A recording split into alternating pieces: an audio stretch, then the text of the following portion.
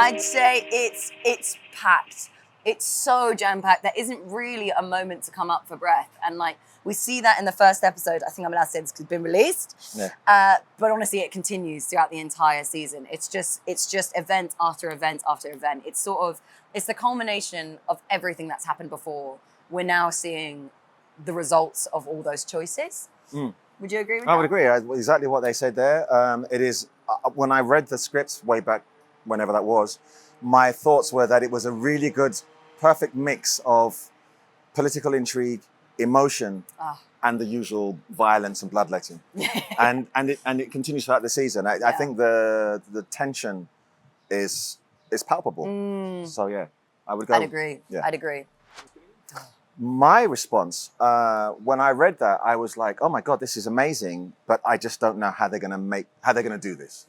Yeah. And then our director, Lonnie, called and said, I want to talk you through it. So we went into the studio and he showed me all of the previs stuff, showed me all the models. And then we went to the tank and he said, it's going to be like this. Because one of the things that's so important, and again, it's down to your performance. So again, I love that. I keep telling this, how wonderful that performance is. But the great thing about any of these shows, what they live or die on, or stand or fall on, is the emotional reaction that you have with the character. So that when they have a death or any kind of what's the word I'm looking for? Negativity or whatever, you as an audience go, oh my God, I feel for it, because you know them, you've lived with them. Yeah. And so one of the things that was so important was to draw the emotional journey through the fight. Yeah. Was so important, through the battle. And I think, having seen it twice now, I think that Lonnie did a terrific job. But, yeah, for sure. For sure. I mean, when I got the script, I was like, you're joking. Just because I just found it so funny. The first scene, the reading of going off the cliff and then just like we hear Rhaenyra's screams. I was like, that is so funny and brilliant. And I guess because we've only really seen Rhaenyra sort of, on the journey, not in the actual event of anything. So it was so exciting, but like so silly. It wasn't really computing to me that it was actually going to happen. I just thought, wow, that's camp. And then when it got to it, I was like, oh yeah, this is, Ooh, what is Corlys's? I would love to know. I think for Corlys there is a certain sense of guilt, and I think the clues are planted there earlier on in other seasons, when he wakes up from his near fatal injury in season 1 and learns of his brother's death. His line is something like, "Ambition's always been our fault."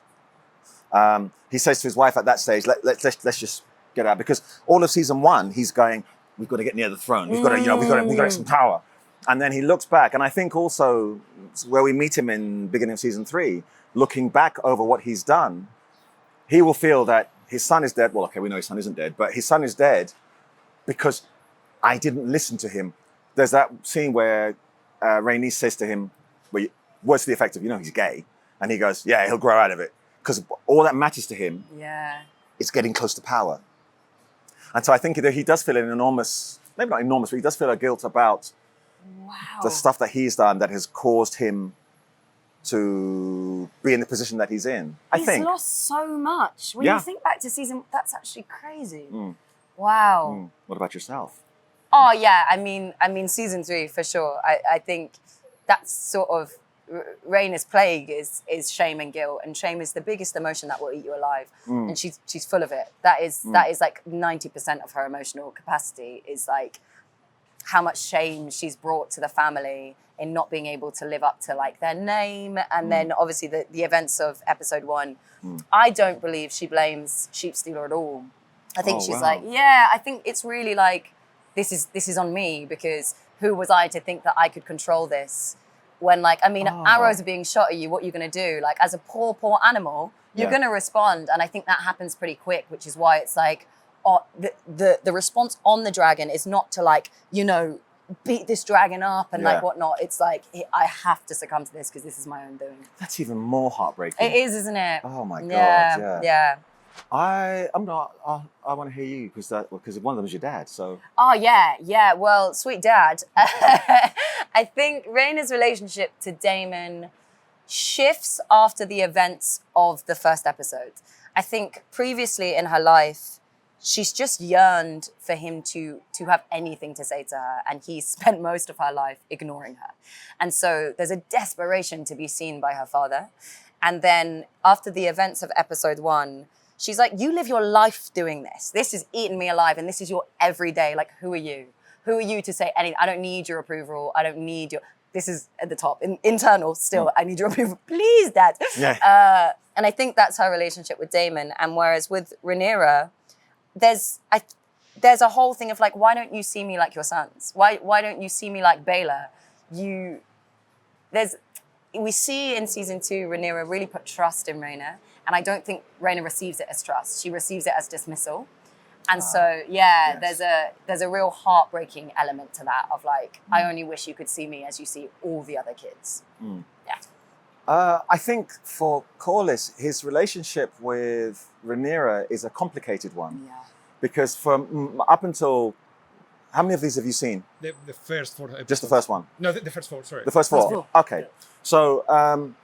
So prior to this season, he was always sure of her claim. Whenever he was in her presence, he felt, yeah, she was doing the right thing and she was doing her best.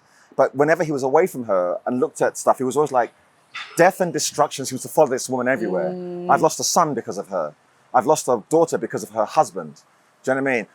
And then he's lost his grandkids. And so I feel like it all comes to a head in episode 3 when he has that outburst where he's just like, I have sacrificed so much. I've asked you for one thing, make my sons legitimate, and you'll give me all this clap.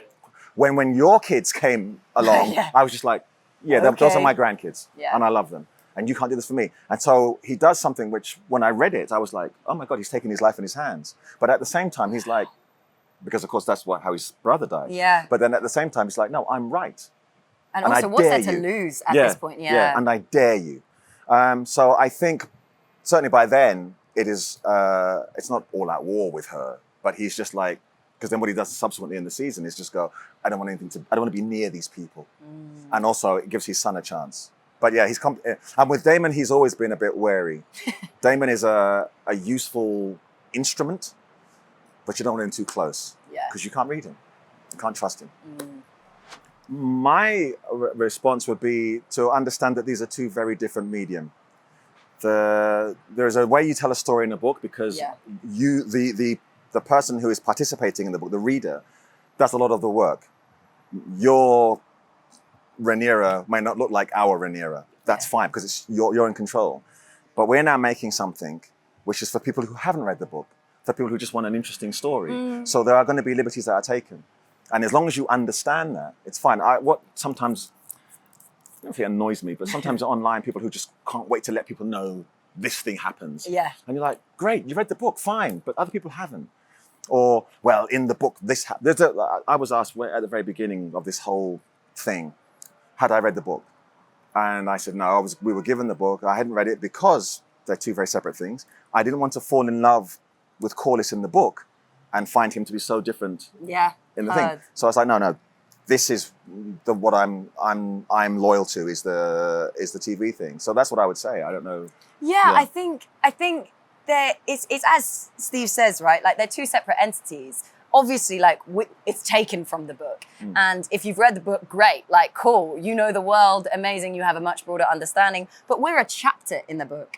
And so what the series does is go into the POVs of each of the characters, which you don't get as much expanse of because the world is so big in the book. So like if you miss the book, read the book. That would be my thing. Yeah, that's cool. Right, thank you.